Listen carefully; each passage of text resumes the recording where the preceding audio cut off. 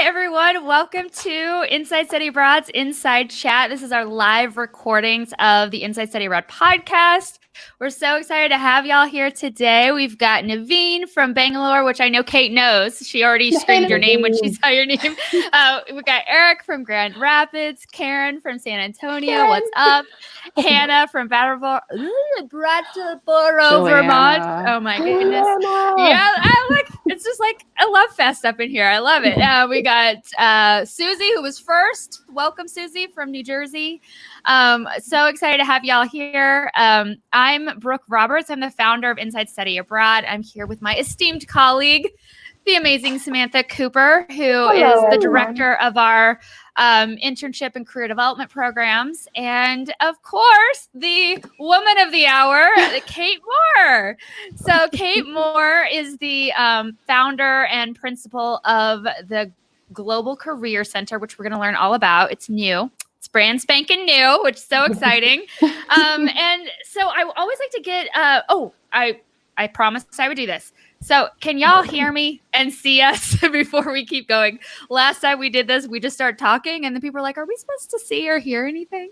So let us know in the chat that you can see and hear us. Thank you, Naveen. You are the best. Okay, awesome. Okay, great. So I always love to start these conversations. Kate, if you want to tell us your international education story, I'll let you Excellent. that. Well, I tell you what, Dorothy will understand and appreciate this a lot. I grew up in a tiny town in Nebraska, had 38 people in my graduating class, and always knew that international and business would be part of what I do, specifically nonprofit business, but business as well. The 2 points that you should know about me growing up is I was literally 12 years old before I realized I would not get to meet everyone else in the world. I remember you telling me this. And then I was like, I promise you that I still earned my doctorate. So it's possible for everyone. It's possible. And then I also, I don't remember the exact time, but it did take me time to actually realize that there isn't free mobility of folks around the world, right? Too. Like you can't go to any place to study, to work, to learn, to live. So that was something that I had to learn. And I remember learning that and being a little disappointed, but also trying to do everything I can since to overcome those challenges and lean into those opportunities, really. My first of many international trips was to Ireland with my family, and we were going to blend for 2 weeks, but we showed up and we had a great big, huge Hertz rent-a-van. We were a billboard throughout Ireland, trying to blend with the locals in our Hertz rent-a-van. So, from that early age, I know definitely travel has always been part, but also the individual experience and connecting that to, back home to other people, connecting to people at the location, and definitely making sure to help others connect and build that context as well. So absolutely. Yeah. So people are going to want to know, what's your educational background? Let's hear the credentials, all the things. Sure.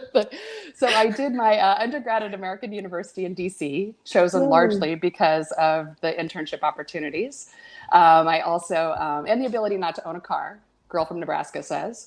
Yeah, exactly. Hey, I live in Kansas City now, and I still don't own a car. So yeah, it's possible. So good. People, how often do you have to explain that to your family too, right? Oh my gosh, everyone in Kansas City is like, I don't understand. Like how? Wow.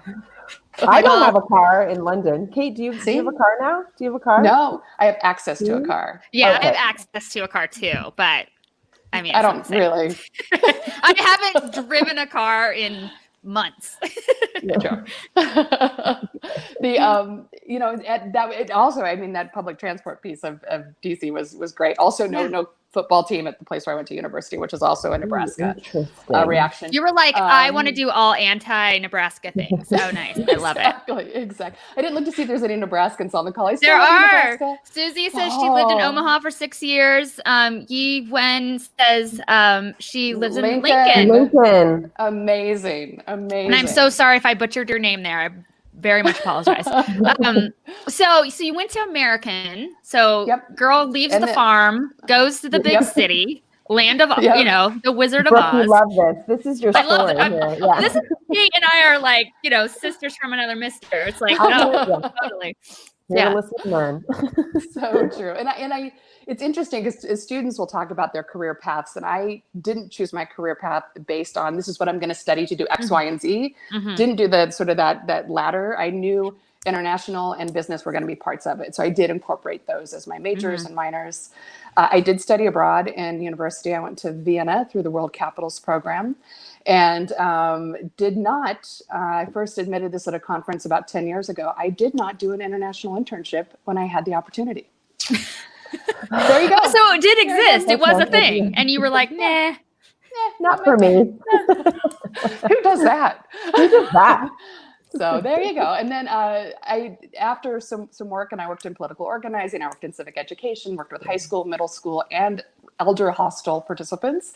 I went back for my master's in nonprofit management and loved it. I did that as I did my doctoral program, which was like the National Guard, right?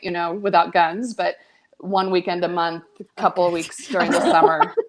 Yeah.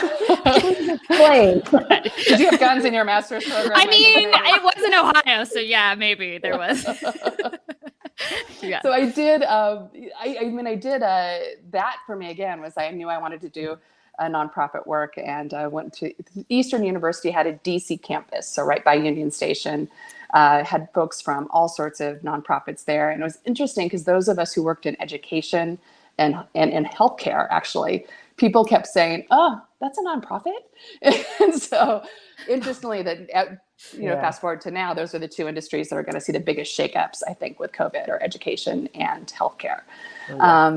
And then I was super fortunate to do my doctoral program through Penn, through the School of Education at University of Pennsylvania, and loved that program, cohort-based program, and focused my dissertation work on the global competition for international students. And that, rolls right off the tongue. Every dissertation does.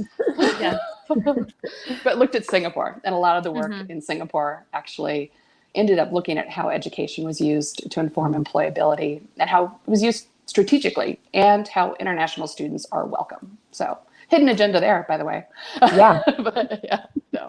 I just have a little piece of commentary that I think it would be interesting to discuss. But when you were talking about healthcare and education, both being both disrupted, and I was like, it came to mind immediately, like, what are the common threads? And I was like, like on the surface, and I know it's very complicated in both of those industries, but they're both overpriced yet underfunded. How is that possible? Yeah. And, I don't know if that's, true. It's just like, there's not enough money, but there's so much money in it. In both. Absolutely. I don't know. Absolutely. And I was like, I gotta write that down. But smarter people than me need to explain this to me. Okay. So I love that. So let's fast forward a little bit. So how did you start your foray into the internship game? Because if y'all don't know who Kate Moore is the queen bee of all things international education, despite not having done an internship abroad. That's fine. It's fine. Are you implying she's the Beyonce of internships? Because now I feel like that needs to stick. Can we? Yeah, she is totally the Beyonce of international internships. But she would be the one who would train for 8 months to do a 2-hour workshop on international internships. That is actually true. Beyonce did for her Netflix special. I'm just saying. Yeah. That is very true. Oh, Juliana says it's officially a thing. That. Yeah. Oh no. No. See, it's taken off. Everybody go post to your respective social medias that Kate Moore is the Beyonce of international internships. The memes are coming. Oh no. Oh my gosh, great. I'll take it. Happening. I would never. Okay. Yes. I mean, we should become the meme generator of international ed. We are the coolest of all international ed organizations. But actually, I would like to hear a little bit more of the story, because I, just to tell the audience here, Kate, we met, I believe, in the year 2006. With USA doing international internships. Yeah. And you joined shortly after, I think. These two honeys interviewed me, which is terrifying. Yes. And let's put a pin in this, but I think Kate might have asked you the toughest interview question you've ever had. So let's circle back to that. We'll circle back to that. Yeah, stay tuned for that later. But yeah, just I'm curious because I know that you were doing internships in DC, but they weren't international. So actually, I need a refresher on my absolutely international internships. Absolutely. So I had been working at the Close-Up Foundation, which is a civic education organization, high school and middle school students. I brought when they decided they wanted to do a foray into elder hostel participants. That's now Rhodes Scholar based here in Boston, but was for adult learners and older adult learners as well. I was the one who took the helm of that project. Still get blamed for it to this day, but it is an amazing program. Lots of great intergenerational pieces as well. That program actually came out of universities and colleges, so I got to know university and colleges a little better. Was also working on some State Department funded programming. Yeah. And I had gone to American University. There was a position that came up for a brand new position called Director of Internships at the Washington Semester Program there. That's it. And so I applied for that position and got it, loved it, did a lot of work with not just about 1,200 students a year coming into DC, got super comfortable with peer organizations or competitors because there's so many people doing internships in DC that I think it's where I first really leaned into the idea that we are a community. We are not competitors. We are a community because this is difficult, hard work. Yeah. And it wasn't that far removed from 9/11, where DC was having to figure out how to navigate these things much after, 7/7 in the UK and how after post-COVID as well too. I actually, interestingly, got into that position thinking that I mentioned I went on a World Capitals program, and I thought that Washington Semester and World Capitals were one little unit together, and then I could maybe just sneak over to the study abroad side. Now showed up, and we're like, oh yeah, that's on the other campus. We don't even do anything abroad. It's like, no. So it was international, but I worked a lot with the international inbound students. So that was the piece that really, when I first became aware of this idea of international internships, not just about leaving here to go some other place, but also about people coming here from other locations, working with study away as well. And if you're coming from Kansas, if you're coming from Nebraska, DC, the East Coast, super different cultures. You have to navigate those for sure. And I also worked a lot with a federally funded programming and I stumble over the wording because it was during the time of the University of Michigan law school case, and it was American Indian and Alaska Native students. We had to use this I almost said SCOTUS because I'm a DC nerd, the Supreme Court, the Supreme Court definition of that student population. Right. Worked a lot with tribal colleges, worked a lot with federal agencies to do that funded program as well. It is such a cool program. I did not know that, and learned something new today. Absolutely. This is why I love these conversations, because I'm like, you did what? You are amazing.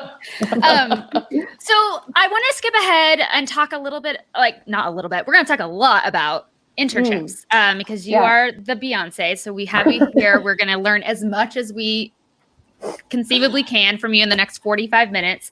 And the premise of this conversation is about the new landscapes of global internships. And just to put everything in context, and I'm so sorry, Kate, I'm just going to please toot your horn real quickly, but after American, she's done so many things, but to summarize, she ran internships in North America for USA, which is an organization where we all met, and it focuses on custom internship programs.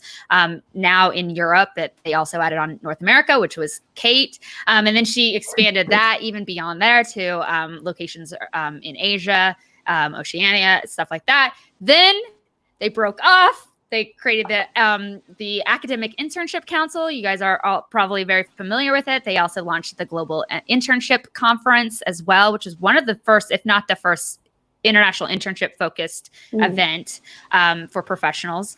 And then she spearheaded all of that within CIEE when AIC joined the ranks with CIEE and ran all of that. And And now, talk about somebody making lemonade out of lemons.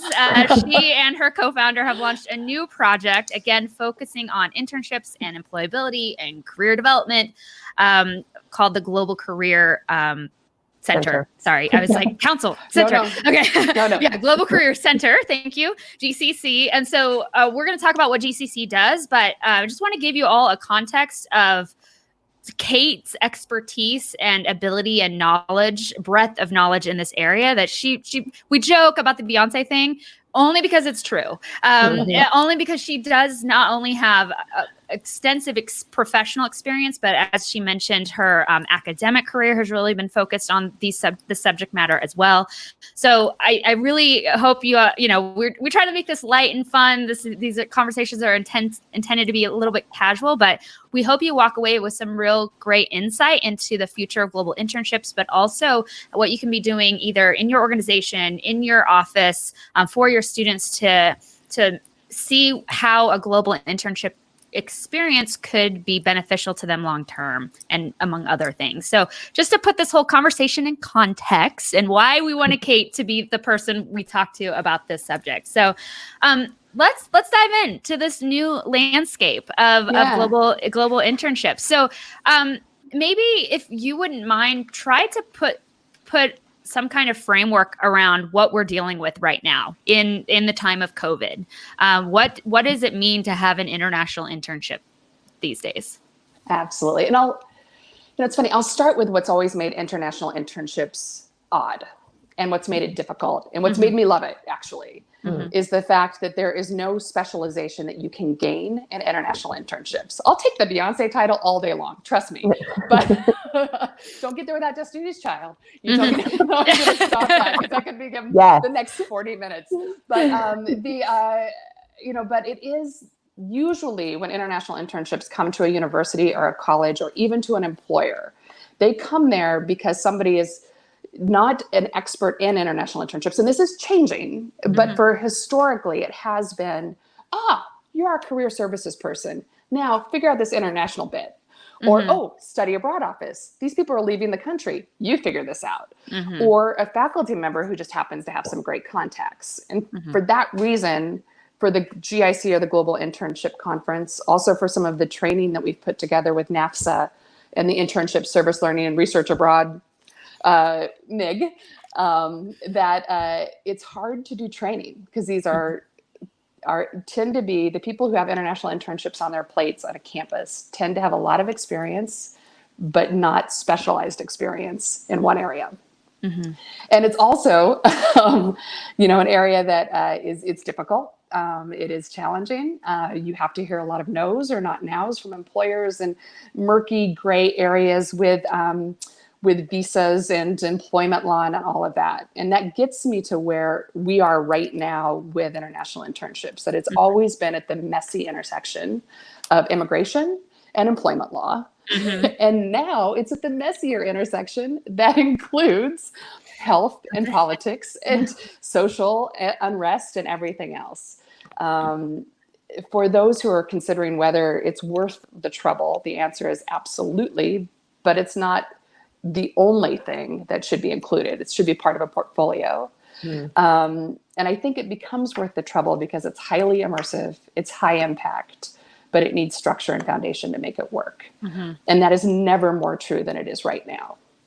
That because of that intersection between not just immigration, employment, health, social, and political challenges and unrest, but also the fact that where our students are, where our employers are, and where our universities are, that structure, that community is needed now more than ever. I have a thought. I'm going to say something, but please. I think I find it very interesting. I think about my own, obviously it's just, anomaly maybe, but I studied abroad 3 times. I don't know what you two did when you studied abroad. But I think about, I did 2 international internships, one in grad school, one as an undergrad. And I did 2 additional study abroads as an undergrad that were more traditional, just studying. Right. And one, I lived with a host family. and then was taking classes with basically other Americans. And one, I lived in a dorm, like an international dorm, taking classes with mostly international students. But I think about like from the immersive experience, like truly like, okay, I am here and I am talking to the locals, all the thing we really want, in a lot of these experiences is like, it was because I was forced to be in a room for 8 hours a day in my internships with British people in one case, or I was, spent every evening with a French family in France, and that forced me to sort of be in that space. Do you feel like we need, like, for study abroad to like have an actual study abroad as the larger umbrella to actually have a value proposition moving forward? We need to force the actual like immersion, like, because otherwise I feel like, oh, couldn't they just go book a hostel or Airbnb on their own and go with their friends and find all the Instagram spots? Like, where's the value add we add here? Because I feel like that might be the one piece where having the specialized knowledge and ability to actually find the great internship placements or the host families, etc. I don't know. It's just something that came to mind. I'm like, maybe we need to force it. And I do think we need that value proposition. People are going to be asking why do this? Why, you look at the percentage of the folks who go to university versus the percentage and the percentage of the folks that go abroad and the percentage of folks that go internship. That's a teeny tiny piece. Yeah. So why would we do that? Why would we force it? I think you're right, Brooke, the value proposition has to be there. Yeah. I mean, a parallel industry that's sort of propped up in the last 4 or 5 years that I got to know a lot, especially as I was doing my digital nomad year, is this idea of these remote work companies, right? And I did some consulting for a few of them because they were like, oh, we're taking these giant groups abroad and we don't know what the heck we're doing. And I was like, oh, we've been doing that for a long time in my industry. Let me help you. But one of the things they were discovering that they were doing these like long-term experiences, and what their challenge was also the value prop, right? So their thing was like, oh, you can work remotely, join our program, and we'll help handle the housing and all the like logistics for you. Well, after 2 months of going to different countries, people were like, oh, logistics aren't that hard actually. So what is the value that you are bringing to me? And so a lot of them had to regroup and pivot to figure out what is the value proposition. How do we make this a meaningful or more in-depth experience beyond just we booked your apartment? Exactly. And I feel like study abroad and I think international internships, I think service learning programs, volunteer abroad, these like stacked experiential experiences. Oh gosh, these stacked programs where it's like not just studying abroad and like the idea of just being there isn't enough anymore. I feel like. No, and I think the intentionality is key from a program standpoint. Yes. And I think getting students out of the checklist mentality is key from an individual standpoint as well too. To make sure it's not just I've done that. It is. There's that intentionality piece as well too. And I think the value proposition, Sam, I'll kick it over to you. The value proposition has to address some of the things that are really difficult about study abroad and internships abroad as well. Yeah, and I think agreed. I do think people, young people, students, they do need support in certain ways when you're doing something for the first time. And when they don't need you, they should be able to sort of, I guess, fly the nest, as it were. But I do wonder, controversial, Brooke, what your comment made me think is, because I do think internships are immersive, or the traditional internships. And so maybe we can talk about remote internships and how immersive they are. But I would say sort of in-person internships, I think they are more immersive. But how much does health and safety and liability come into play for people designing programs that then stop students for a very good reason? I'm not poo-pooing health, safety, and liability, but then stop students from being able to have, because we need to make sure we know where they are and we can control their housing and we can control the environment. But then you get these very sort of students living with other students from their own culture, etc. That's a very specific maybe model. I know there's models other than that, but I often think about that is how much is our control over the experience getting in the way of the student's experience? Another big question that no one has to answer here, if you don't want to. No, but I think there's a difference between facilitating and providing the foundation and managing experience on behalf of students.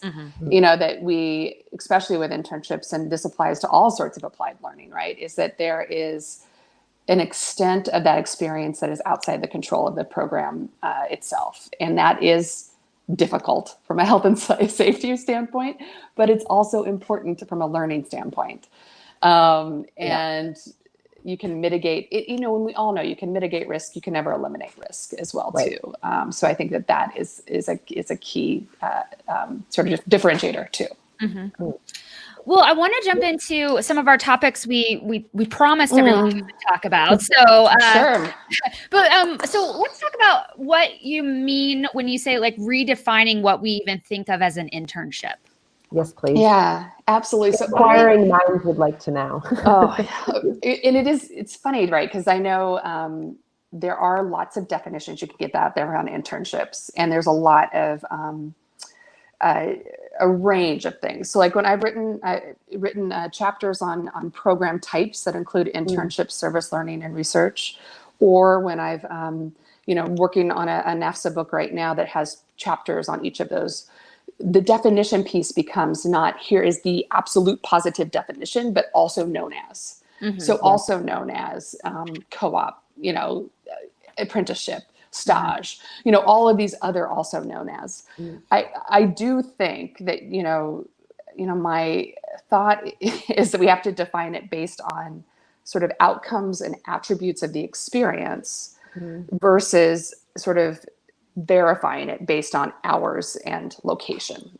To give you a very specific example, and I love what the SUNY system does around applied learning, how they talk about how there's this portfolio that SUNY works, SUNY serves, SUNY discovers, and that's internships, service learning, and research. But it also has the also known as, and the thought is that you build a portfolio as a student, you build a portfolio as a campus, and it's all about the learning that happens beyond the classroom, but is really so place-based, but it was when we were working on some early iterations of a workshop for NAFSA, and I give Jason Kinnear a big shout out because he and I were the content sort of experts for that. Would you ever get a chance to be a content expert? Do it. Because all we did was we'd get on the phone and go, blah.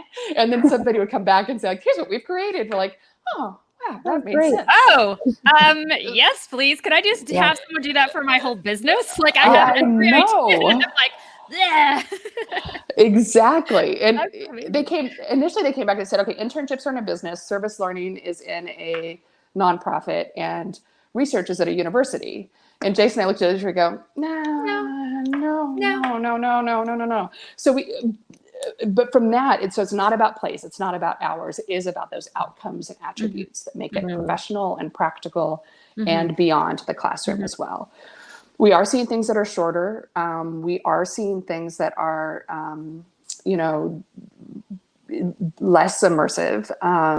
And I think we need to come up with shared definitions of how those work, but also a common understanding that experiential education is never perfect. And that's one of the reasons I chose it as a career, because we're always going to figure out ways to be responsive as well too. So yeah, I think, one of the things we talk about in GPI with our new internship program for international ed, we measure it based on deliverables, right? So because they're intentionally shorter experiences, our goal is that somebody at the end can say, here's what I've accomplished. Here's what I've created or done. Like if there was a physical binder, they'd be like, ta-da, and so having something that's like the outcome, like you mentioned, like not just like a learning outcome, but like I delivered something, I shipped something. And I feel like, building out a portfolio, I mean, we can talk about soft skills and those are definitely valuable but for me, even when I'm teaching people about career development, is like at the end of the day, as a hiring manager, even if you tell me of excellent intercultural communication skills, my response to that is prove it and show me some example of how you actually do have great communication skills of some kind. So I like that idea, and I'm so excited that people are having a conversation about detaching hours, or like, butt in seat hours, as I like to say, because I think work in general is moving away from that, and I think more people are saying, okay, what can I accomplish? Like, how can I get to our end goal of what we're trying to achieve as an organization, and can I hit these milestones? And if it takes me, 10 hours to do it, but Sam is rock star and it only takes her to do 3 hours to do it, like, why does she have to still continue the 7 hours of like, okay, I guess I just sit here and snap my fingers. I don't know. I think the Industrial Revolution was why we have hours tied to our work, because it was based on getting an actual machine and capitalizing on how much time it could run. And we applied that to human beings, and human beings, our intellectual abilities are not tied to like how long we can just run. And so I find that fascinating. I think that's great. I think is that challenging for the academic side of this experience? I think because, how are we measuring? Because it's, typically it was 45 hours for a 3 credit hour course. So it's like, okay, you have to have 45 hours of your butt quote in the seat at the internship. You know what I mean? And how is there a new way we're navigating that requirement or that guidance? Well, it's funny, you read my mind there, that we have to blame universities a bit for this as well too, right? That it is that 45 hour per credit hour, semester credit hour mark, that how you set, and credentialing and all of that as well too. That's where that all came from. I think we are seeing more project-based learning. We are seeing more competency-based education. But the big places that's happening is outside the university setting, and it's a threat to universities. So they are going to be reluctant to embrace it. People doing it really well are the Australians and the Canadians through ACEN, the Australian ACEN. That's an acronym. I don't know what it stands for, but there you go. And CWIL with Work Integrated Learning. Both of those organizations do a fantastic job of saying, let's do it by attributes and outcomes. And I have to give the GPI interns a quick plug, because an intern we have working with us from GPI is doing phenomenal work helping us sort of go through that murky space around what do we want to measure and how can we measure it beyond self-assessment and, attaboys. I mean, I do love me a good attaboy, but you're right. A little more. I'm curious about just bringing, sorry, this isn't a fully formed question, so hopefully I'll get there in the end, but talking about outcomes and attributes, and this whole premise we talked about earlier about immersive and getting that intercultural experience. How do you feel with things now turning virtual, we can measure the intercultural impact of a virtual internship, for example? I think it's possible. I'm just wondering if you know of any other conversations that are going on around that and how people are measuring. Because for sure, I've always felt that the cultural part of an internship is also work culture, industry culture, and realizing that there's culture everywhere, not just between countries, right? But I do wonder how people are, how does our field feel about the international intercultural part of doing virtual? Sorry, it's a big question. I just don't know what people are talking about. Well, it's interesting from the virtual space, and I know sort of touching on virtual internships here. I was glad to have that as a prompt for a conversation, because I want to acknowledge the fact that the first people that were out of the gate with international experiences and study abroad experiences are virtual internships. And I credit our field with that. I do credit international internships with being able to be nimble. It's also an individual experience. All of that's quite good. I am cautiously optimistic. I think it needs to overcome some challenges, because the success or failure of virtual internships will be, and some of this is based on years and decades of experience, all the way back to SUNY COIL system, right?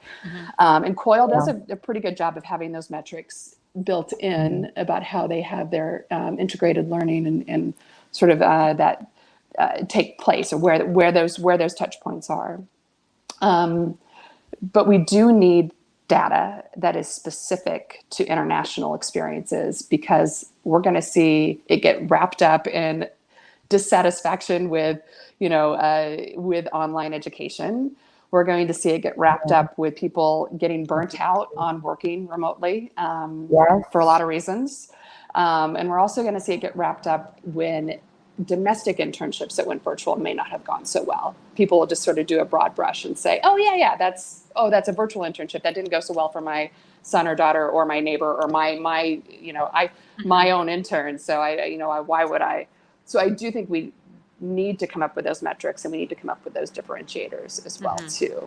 From the cross-cultural piece in particular, and I know on this call are two amazing cultural coaches for two cities that need cultural coaches, with New York and Mumbai, with Juliana and Naveen on this call. But you have to coach not just for place, you also have to coach for industry, and you have to coach based on where somebody comes from as well. So online is a culture, and that's something that people need to figure out. And Esther Bremer from NAFSA, the head of, she actually did something really quite nice at the start of the NAFSA convening earlier in May, where she said the skills that we have as international educators are more important now than ever. And at that point, this was days after, George Floyd's murder. This was days, weeks after we're all in lockdown because of COVID, right? So she was talking to some of the racial challenges, unrest in the States, and also talking to the way that everybody is shifting dramatically to the way they work, as well as the big issues and challenges we need to solve from public health, from everything. Anyway. Yeah, I absolutely agree. I think, for me, when I think about career development and coaching I've done for international education as a field, I'm always trying to tell people that even you as a professional, you have to uncover your value proposition. Beyond, you happen to, have traveled a bit more than the lay person. And you're not just a taskmaster. You're not just a logistics organizer, that there's a deeper level understanding and appreciation for, understanding the dynamic of different cultures interacting and often conflicting and navigating those waters. For me, that's what I feel like the value prop of international ed is. But I feel like, one, I don't think we're all really trained in that. I think we kind of learn through osmosis in our jobs. We're supposed to know what, designing a meaningful international experience should look like, with all of these, what I call interventions, to make sure that we're hitting, these learning outcomes. But I think a lot of times we just assume, like, oh, you studied abroad, or you've been working in the field for a hot minute, so of course you could just take a blank piece of paper and design an internship program in Berlin, and it would be really great and meaningful. And I'm like, actually, I don't know that a lot of international educators could do that. Absolutely. And I feel like if we want to sing for our supper and show that these experiences have have more meaning and value to them than just like going to spring break in the Seychelles, right?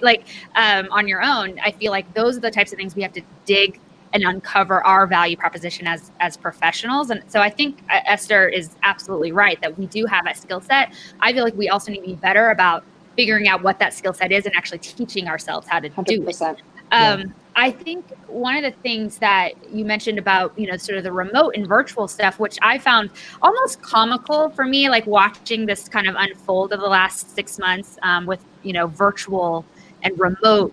I was like joking with friends. I was like, I feel like international education, just discovered technology. And I was like, people have been doing this for a long time, so because I would think of it as like, when I first started my first company, when I left Go Abroad, I had a remote distributed team. I had a couple of employees in Asia, a couple of employees in Eastern Europe, a couple of employees in Canada. And I was like, I want us to have this great team culture and all these things. How do I get connected? And this was before like things like Slack didn't exist yet. I don't even think Asana existed, so there were just like elements. Zoom definitely did not exist. And I took cues from tech companies who were like what we call remote first organizations. So a company that I have deep creeped and stolen every idea they've ever had about managing a remote team is called Buffer, and it's like a social media scheduling app, and that's a cool tool and everything. But they've done a really good job of just documenting, okay, what do we do to make sure our, at this point, I want to say like 300 staff who are all remote, not just like remote offices, like literally they all work from home or wherever they want. And so how have they created a team culture? How have they created opportunities for, learning as an individual, but also feedback loops. And Neil Finney, who I love, I don't know if you guys you love him. You love him. You talk about him all the time. Through and Experientships. I don't know. He's like me. He always has like 17 companies happening at once. But he commented something today on LinkedIn about starting a conversation about how, with this remote and virtual thing happening, how do we teach people not these like soft skills that we talked about in the past, but like the skill of just being like, oh, I'm in an office. Like I give the three of us as an example. I learned so much from both of you by just being in the room with you, and listening, in those unscripted, unplanned interactions about, what it means to be really good at your job. And I learned so much from both of you that I'm like, I wish, can I channel some Kate Moore right now or Sim Cooper, right? And how do you, and I'm going to bastardize what he actually said on LinkedIn, but, how do we train people to sort of listen to their quote elders and people who have lots more of experience and can learn from them versus like, what I would teach is like, oh, you need to know what you're responsible for and your deliverables and all these things. It's like, yeah, I could get in my project management software and know what to do. But then also, how am I going to learn from Kate, like, based on her experience, how she would approach a thing, and how do we make sure that that learning is happening in an environment where you're like not in the room together, literally. So anyway, I will point to Buffer. They have their Medium site or whatever where they post all their articles is really a great resource to just understanding how to manage remote teams, all of that element. It's really great, and it's obviously free. So I don't have a question. I'm just like, I don't know what to say. but you do point out a few important things. Like from the outcomes perspective, I think it's really easily remote to tell if somebody's done a technical job well. But it is more difficult to know if they've been part of some of the, and I don't want to use soft skills, but some global skills, some of those non-technical skills. And I have been playing around with like sort of what are the three things that and I'll give up here that I have two words that I use religiously in place of other words, and I'm just going to say it. I say remote work instead of virtual work because it's real work. Canadians taught me that. I like it. And then I like that too. And the other piece, and I'll give Ken North some credit because he actually pointed out, he's like, why do you say this instead of that? Love that. Because I always say global instead of international because it's not about a different place, and there's other ways we can look at international, but it's more about, and part of that has to go around where international education has gone and how I was happenstance with my career on this, but it's not just study abroad or inbound and international. There's also internationalization at home, and what those things are have changed. So it's got to be all those three pillars. From the remote piece, I think, yes, that structure is key. Like we need to give people that structure. The two other pieces I've added based on some work with some teams and this summer has been, and with Emory University, who's been doing some beautiful work on a pilot program with GCC this summer, community, and making sure that you build, and the team is another word for it, of course, obviously, Brooke, that there's a community piece there and that people are able to make connections because internships and work can be super isolating. And the other one was empathy. And I got to give some alums from Emory the credit on that because they came back and said, some days you just have a bad day and you need to be able to say that. And if you are in a place of, that feels temporary or there's lack of power as an intern, it's harder to say, this is my day or this is what I'm having a hard time with. I still think that's why I got ghosted by an intern this summer. I had a virtual intern that ghosted me this summer. Not ours. Not yours. It wasn't GPI. Like to say no. It was one of my Boston colleges, one of my local Boston schools. So, but it's that's a whole other topic in careers because I've heard that. I've actually had a lot of employers in London say they've been ghosted by people, not through anything I've done, but so that's a whole other topic of why people are ghosting employers when they're applying to things and they're Well, saying yes and they just don't show up. Weird. I love, honestly, like I love this idea. Like I'm such like a type A, like let's get to the hard, measurable stuff. But as someone who I've been the last year been very open and transparent about my struggle with depression. I'm very like much like I want to normalize the idea that you can that one, a lot of people are having challenges, whether it's depression or anxiety or just there's a freaking pandemic happening, and that they're going to have bad days, and like normalizing this for I think specifically for American culture, this like high powered drive, hustle, gotta perform, gotta be perfect, gotta be doing all the things all the time. And I think, I know this is like broader than just international internships, but I think that it's to be able to start teaching, young people right away that like, it's one, okay that you struggle, because we all do, but we're really good at trying to hide it.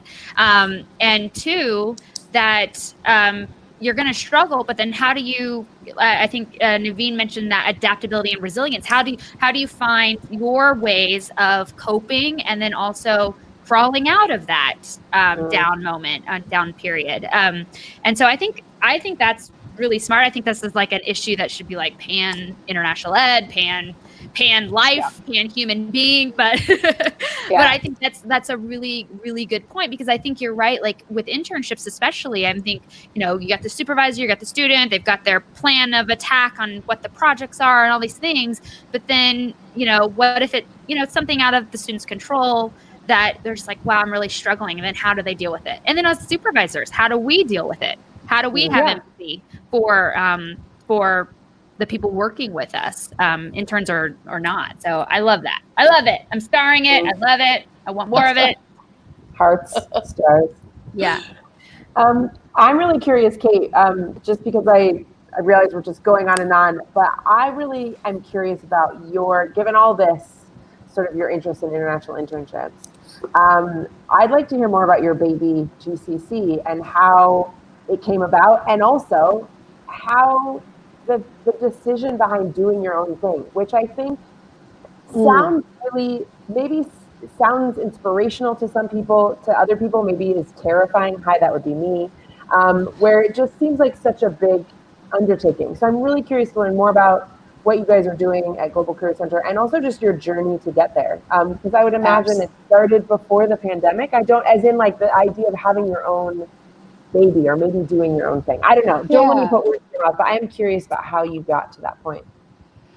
It's interesting. I would say, the pandemic was the impetus, right? And this is a natural, as many things are in career, a natural iteration, a natural progression of things that I've done for, decades. I'll put it that way. I wasn't going to put a year on that, but, because my first job out of university was setting up and running a campaign office in North Carolina. And that was around environmental issues, and that was really fun. And I liked the work I was doing, but I loved more kind of running a thing. I think I know international education, study abroad marketplace is going to change. And I say marketplace because I think that's the best way to describe it with comparatives to other industries. So we look at other industries as well. And I think, you could say that we were moving towards consolidation, and there was good and bad in that. And now we're moving towards back. I always feel like specialization and authenticity is where I want to live. Right. So, Global Career Center, and I'll give 2, 3, 4, and then 5 points. So if you're ready, this is your quick Global Career Center. Writing them. Everybody write them down. Get your pens out. So Global Career Center connects 2 things. It connects employability and education.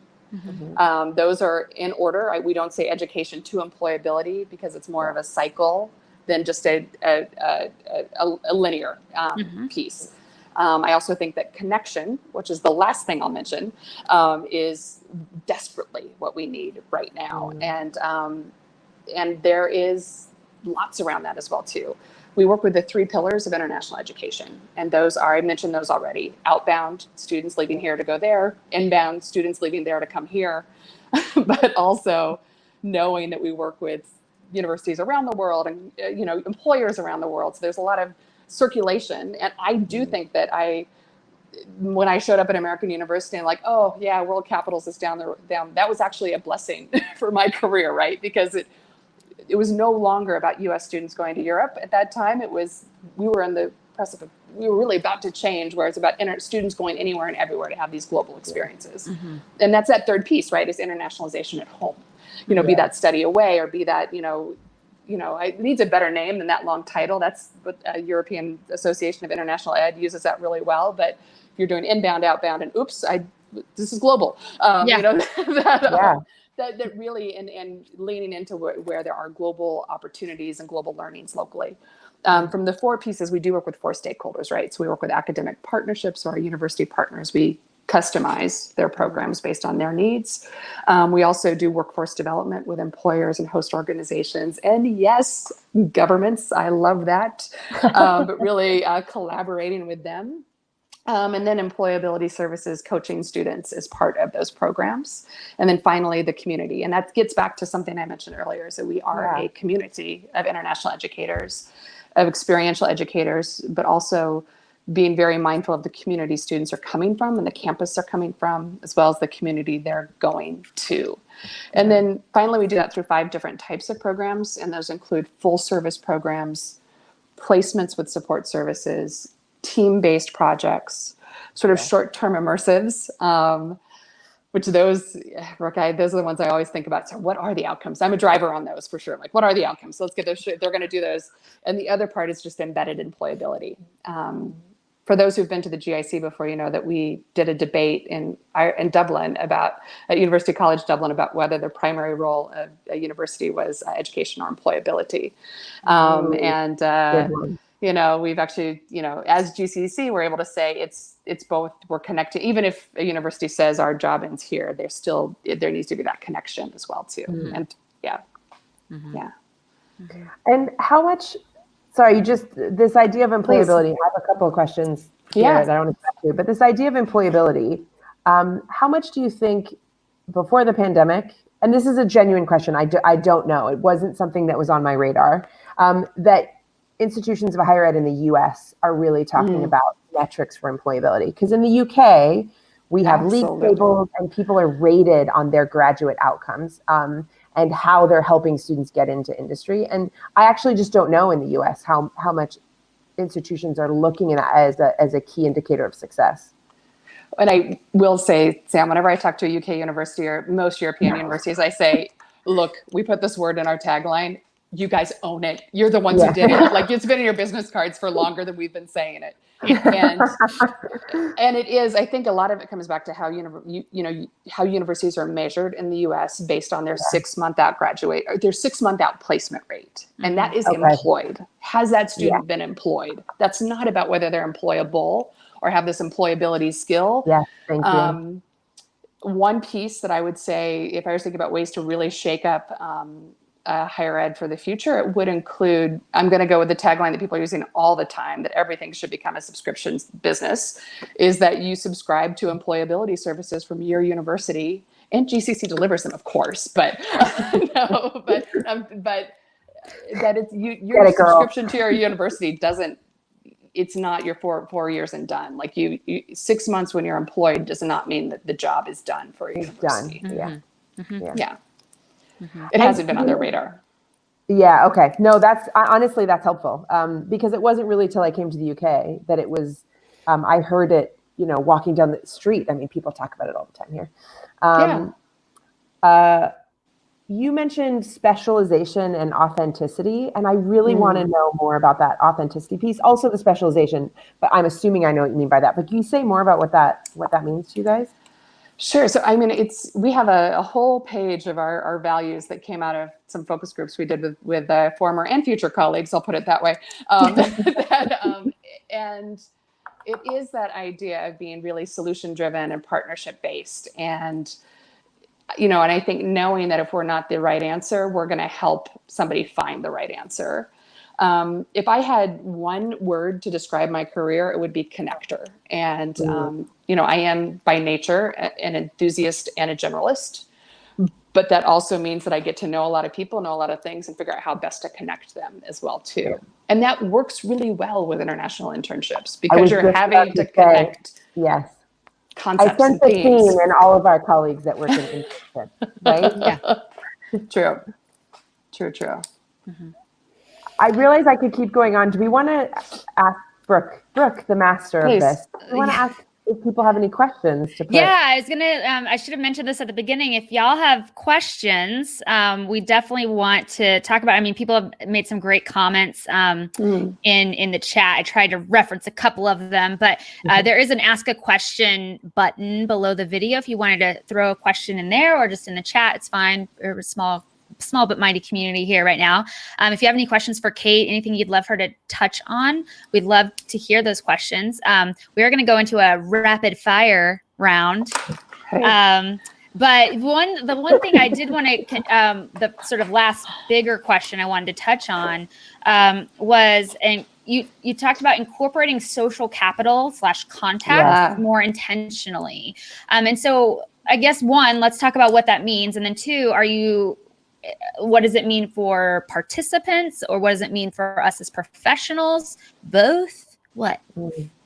So I would say even before remote internships, see what I did there? Yes. Okay, can I just pause before you go in? I'm sorry, we're going to hijack that. But Dan and Ed are probably like, Kate, stop it. No. They're virtual internships. I know. There's virtual internships. It's out there. I'm not saying that virtual internships is a great organization. I'm totally teasing you, but we know them, so we like to tease. Okay. We, of course, we can tease them. Yes. We'll send them this clip. And I do blame the Canadians for CWIL actually asked it, because they have to work with accreditation about how you define something. So they've done some really good stuff around why to call things remote versus virtual as well too. So from the social capital piece, I think that even before we went virtual or remote, that there is a challenge with our digital generation and our current generation, our current workplace as well too, that it's easier to be a spectator than to be engaged at times.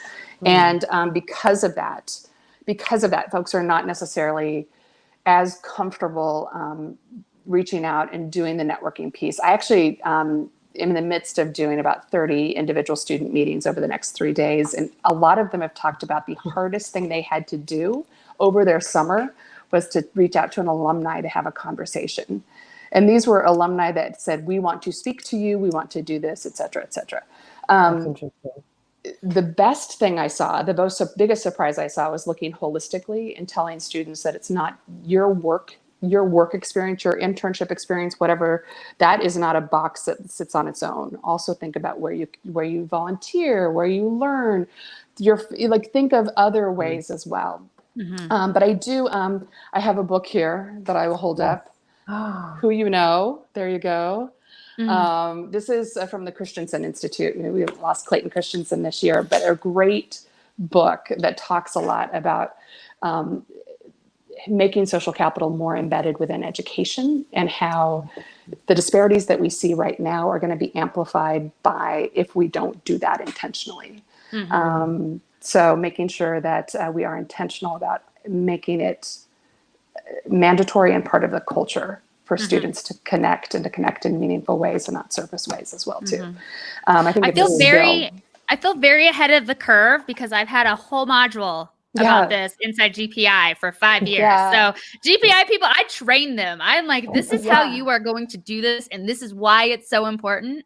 And I know you've probably you're one of the people, because you did a masterclass inside the program, and I'm sure a lot of them were like, hi, Kate. And I gave them a script, all the things, but it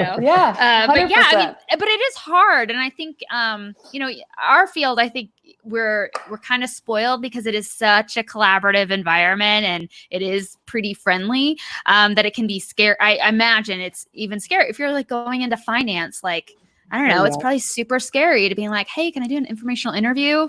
To somebody, I don't know. I've never wanted to do an informational interview on finance, but so I think that's really important and valuable. And I think, because it's really hard, I think nowadays, especially for all of us in a digital age, to relate and connect with our friends, let alone professional relationships and maintaining those. So I think that's so good. Yeah, it's a small thing, but Cliff Chan at Emory, he actually made it an assignment. The student said if it wasn't an assignment, they wouldn't have done it. Similar to the GPI module as well, too. Like where, and he called it career conversations instead of informational interviews, and that made it easier. But I also, career conversations. That's Cliff, 100% Cliff. Yeah. But I also do think we miss out on happenstance in so many ways. And I have been encouraging students to use LinkedIn as their virtual water cooler, to, you know, as much as they can, just if they see an article I think is interesting, to sort of, to use that in ways that they might not. We actually, within teams, we set up this summer a water cooler where students would say, you know, I just read this article. What do you think? Or, you know, we're going to go watch, they watched the movie The Intern at some point this summer. So that was good. But I do have on the sort of, I'm thinking of sort of a future project looking at how to build digital communities for students, and including in there some digital literacy pieces as well too. So we should talk. I know, because I have my digital strategy academy I'm dreaming up right now. Oh yeah. I also want to figure out how to help all the tech folks who relocate to Estonia and Barbados. Let's create some cultural programs for them. That use our study abroad experience, use our sort of our employability skills. Are you talking about because Estonia did the remote visa?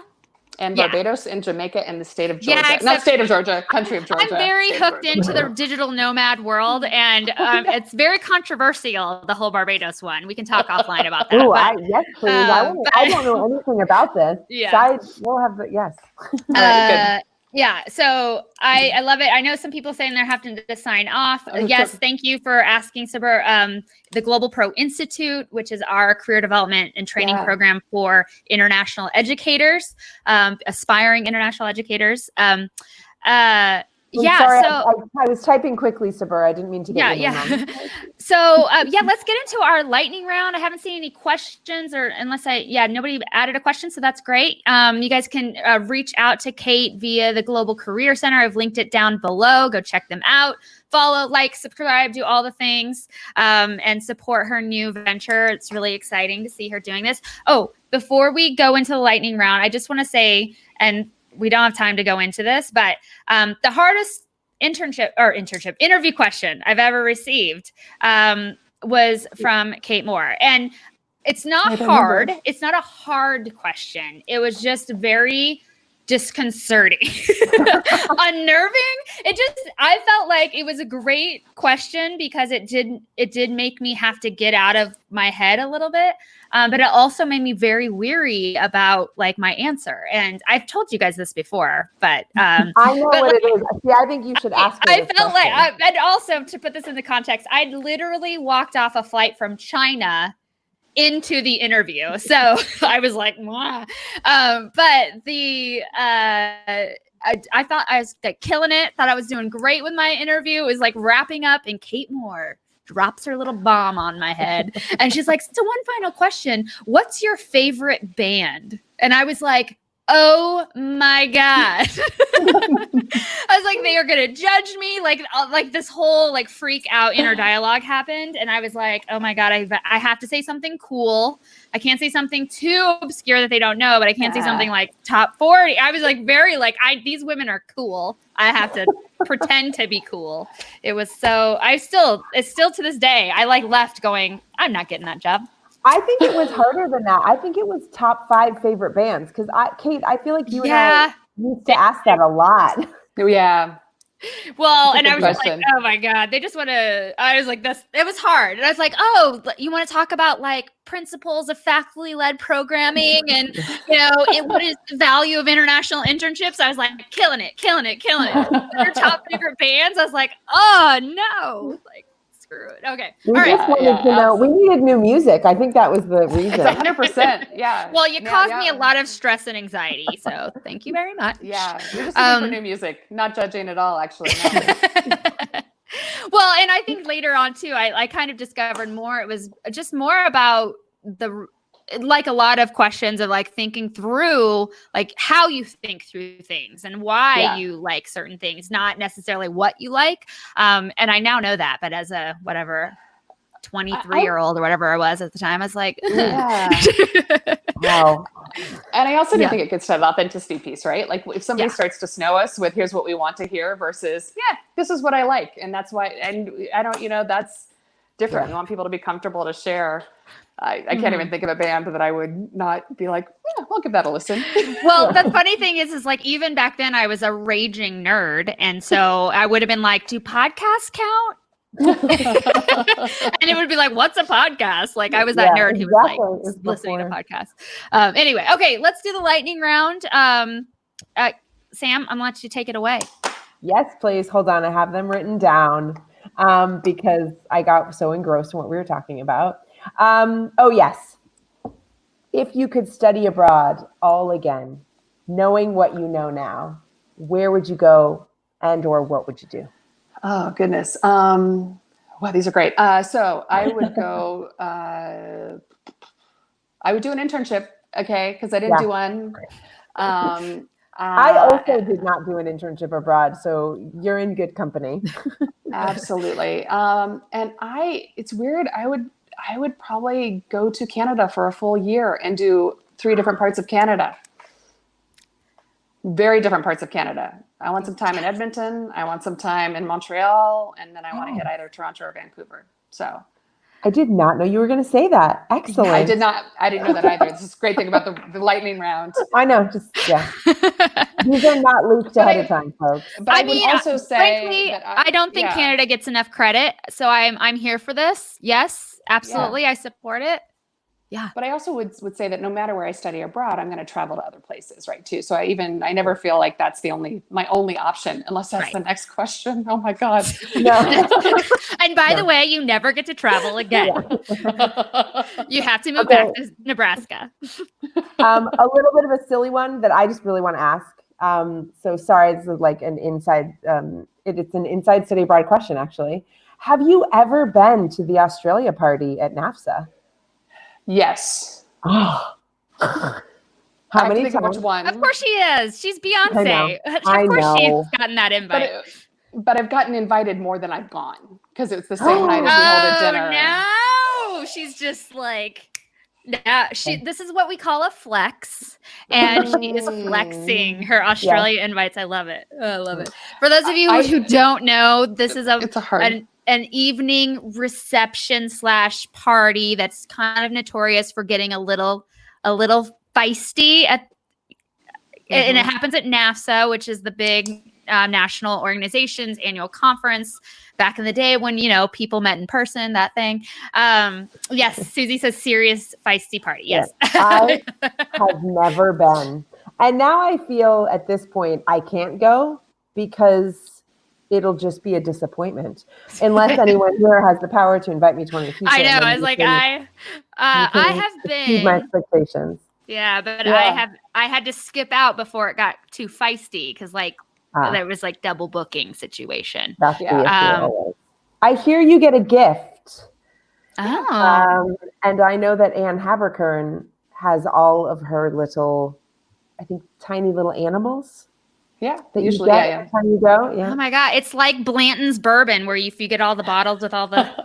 If I can't find a way to spin the conversation to bourbon, then I've not done my job. You did your job.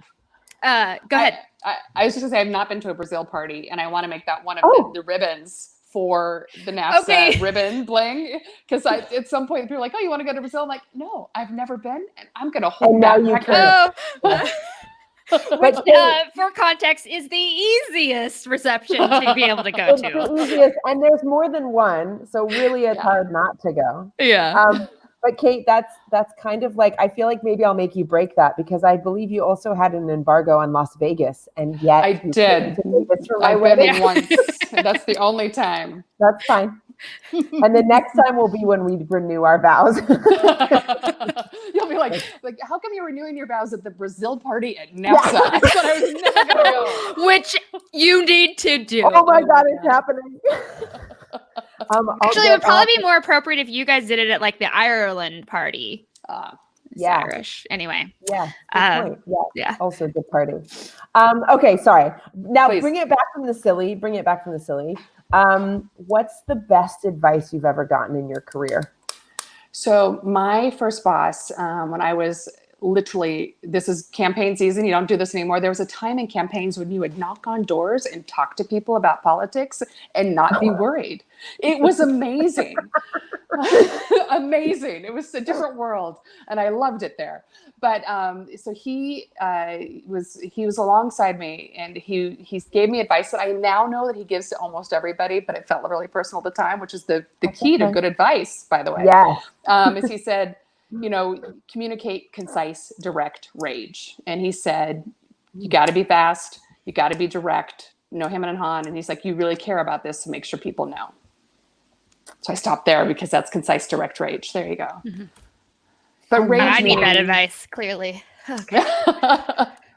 Direct, concise rage. Is that it? Communicate, concise, direct rage. I was like, rage. I feel like I have that in spades.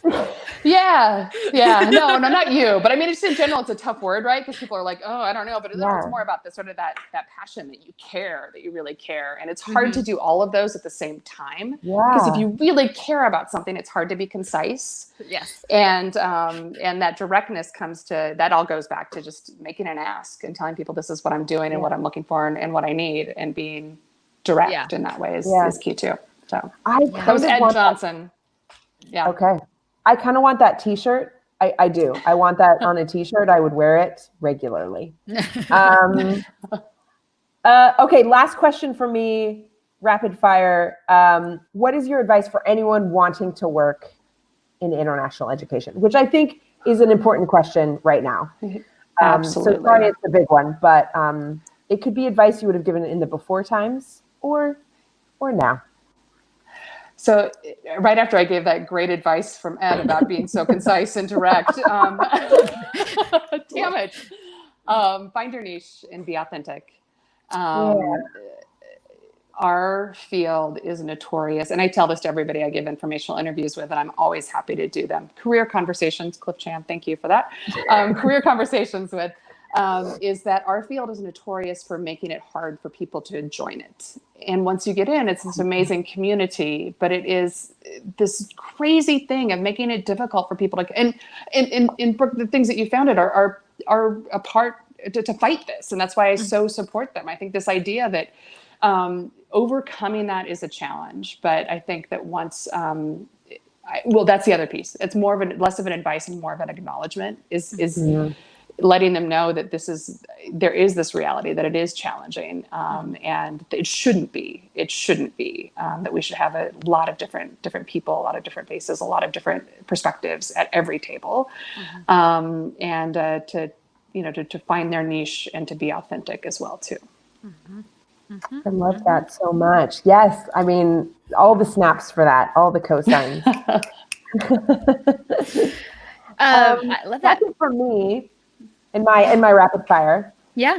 I love it. Thank you for saying that, Kate. I really appreciate it. And I couldn't agree more. I think I tried to explain on our last GPI coaching call we had earlier this week for our summer cohort, about how our industry is like a giant walled castle, and there's a moat around it, and there's just no way to get in.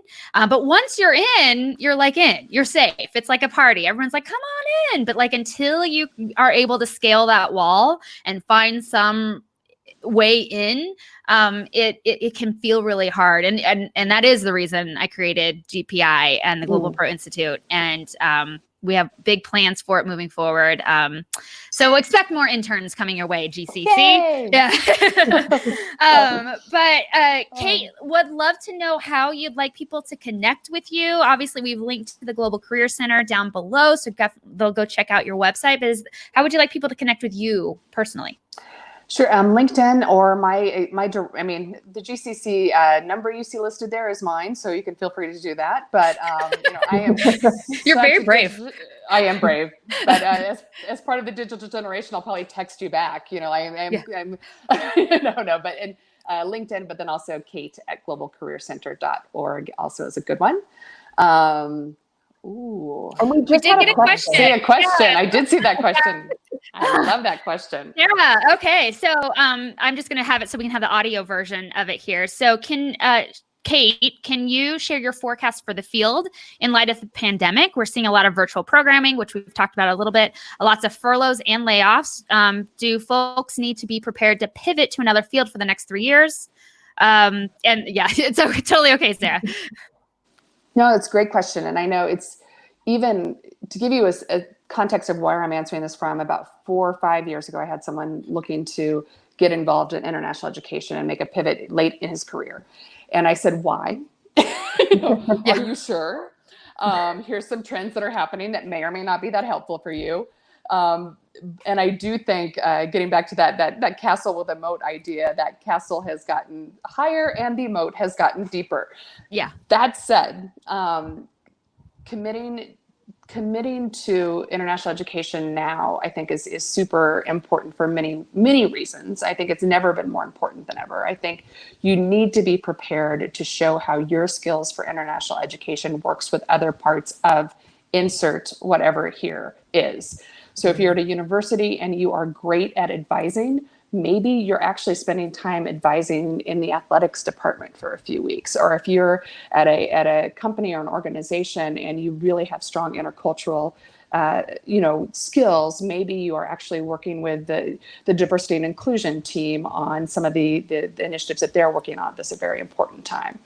I do feel like one of the biggest challenges international education has always faced has been its inability to talk to everyone. And that goes back to that connection. It goes back to, I think, the most important exchanges we can do right now are from red states to blue states. And I really do feel like the most important thing we can incorporate are conversations. Mm-hmm. So I would encourage you to double down on the skills you know for international education. Be ready to use them in other industries, not just as a pivot, but as an education to other industries as well, too, so that we can bring those back as well. The landscape will change dramatically. There will be some organizations that go away. There'll be some that hibernate and come back stronger than ever, and there'll be some that launch, and come back well as well too. I think. For me, I diversify by virtue of being an enthusiast and a generalist, right? Mm-hmm. It is important to me that the GCC have half of its university partners outside the US and half of them inside the US.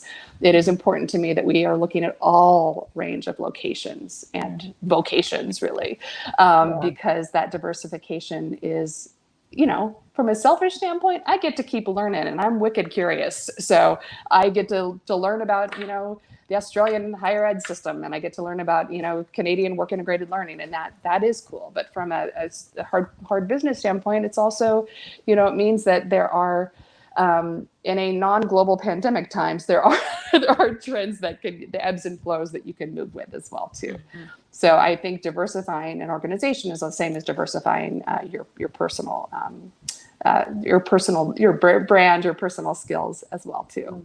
Mm-hmm. But it's a tough time ahead, and I think as universities struggle with the fall, they're not even we do have some tough time ahead. I do greet that. I think it's going to be a chance for those who are authentic and find their niche to come out on the other side stronger. Mm-hmm. I agree. And I think it's an amazing opportunity for individuals, universities, organizations to actually figure out what their value proposition is. Yeah. And what is it that you actually bring to the table? And I think as professionals, that's what we've been just driving home and really helping our GPI participants figure out, because that is the game changer. So when I teach business, I always tell people that you want to focus on your reach, your revenue, and your impact, right? So as an employee, and your employability is like, what are your skills? What are your knowledge? What's your experience that's going to help an organization grow their reach, their revenue, and their impact? And they're different things, right? And they have different outcomes, but they all are super important to any type of organization, a for-profit business, and nonprofit, NGO, a university, and sometimes it's all at the same time. Yeah. I think that's really important. Yeah, I'm excited for the direction that the field gets to go in. Same. I think it's gonna, what I like to call, get more tight and right. It's like, and, I think education in general has gotten just so, I think, bloated in a lot of ways. When I do my business training workshops, I always show stats and things that actually are pre-COVID. So I'm sure those numbers are even more lopsided now. But with higher education enrollment, like traditional was declining before the pandemic. Online learning, like Coursera, like went from 1 million to like 2 trillion users in 5 years or something crazy like that. Obviously, cost is going up, student debt is going up, and so with all these things happening, and then big companies are like, oh, we don't even care if you have a degree, like Google and Tesla and insert here. So I feel like all of this landscape was already churning and percolating, and then boom, like something that forced international ed, let's put it in that context, to really think about what it is that we do and what is the value that we bring to students. Absolutely. And it's a quote that's come back to haunt me, but I did, our most curmudgeonly professor at Penn, I would always say, that higher education was broken, but not broken enough yet to fix. And I think that as we put a spotlight on it through the pandemic, it is becoming, we get an opportunity to fix it, I think, for sure. So absolutely. And with international education, my last piece of advice on that would be to make sure you're looking at all three legs of the stool, right? So don't just look at study abroad. Don't just look at international student inbound. Don't just look at internationalization at home, but look at all three. And for Australian colleagues, they have said that to build their career in Australia, they actually have to hop between those three different, stools to be able to build their career in Australia as well. That's so interesting. I love that. Maybe I need to have like a Australia masterclass inside GPI. I think we should. They're doing, a lot of the stuff I look at right now is just looking at, what is that Australian university doing? Because they write about it and they put it out. Talk about community there. I feel like they really share. Absolutely. Yeah, absolutely.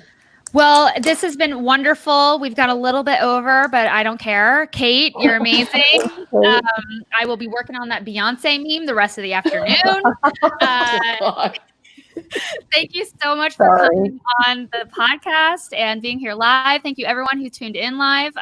We really appreciate this. We're trying to do this about every other week, so stay tuned. I think our next conversation, do we have a teaser for that? Is it confirmed? Okay. Yes, it's confirmed. Our next conversation is going to be with Dr. Keisha Abraham talking about cultural equity in education abroad. Awesome. I'm really excited. She's idol. Oh, yeah, that's great. I'm tuning in. Sign me up. That'll be great. Yes, please. Yeah. Awesome. Well, thank you again, everyone, for being here. Have a wonderful, wonderful rest of your week, and we will see you on the next Inside Chat. And we'll see you soon. Bye. Great. Thanks, everybody. Thanks, everyone.